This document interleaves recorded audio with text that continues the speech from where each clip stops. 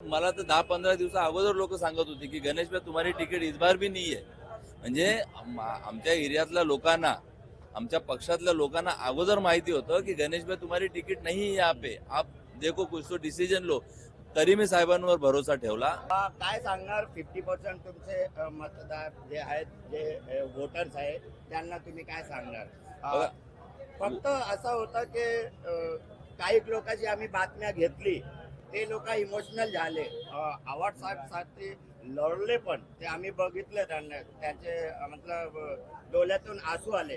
तुमच्यावर काय याचा इफेक्ट नाही? नाही, आपण रडणाऱ्यामधून नाही ना. रडायचे काम बायांचे असतात. आम्ही रडणार नाही, आम्ही लढणार. आम्ही रडणार नाही, आम्ही लढणार. लढून दाखवू ना. मेहनत केली आहे ना आम्ही एवढी वर्ष. आता आमच्याकडला मुस्लिम समाज आहे, त्यांचं एकच म्हणणं आहे, बेटा तू कोई भी पार्टी से लढ, हमको हमारी एरिया का बच्चा चाहिए, काम करण्याला चाहिए. कारण आम्ही तेवढा टाइम दिलाय लोकांना. आम्ही तेवढा टाइम दिला. आम्ही 24 वर्षात कधी जात धर्म बघितला नाही, हिंदू मुस्लिम बघितला नाही, अर्ध्या रात्रीचा टाइम बघितला नाही. आम्ही 24 तास अवेलेबल होतो ना, म्हणून तर आम्हाला लोक लाईक करतात.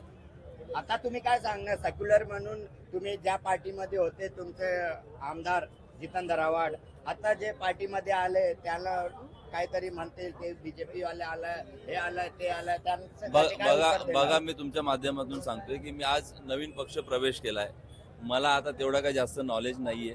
मला इलेक्शन लढायचे, लोकांची कामं करायचं. माझा पूर्ण एरिया स्लम आहे, भरपूर कामं पेंडिंग आहेत. ते त्यांचं मला कामं करायचे. तर मी अगोदर माझा फोकस पूर्ण त्या कामांवर करेन. निवडणुका जे येणार आहेत त्याच्यावर करेन, नंतर बघू पुढं. आता तुमच्या समोर ते इलेक्शन लढायचं आहे ना, ते इलेक्शन साठी तुम्ही जेव्हा वोट मागायला जाल, तेव्हा काय सांगणार लोकांना?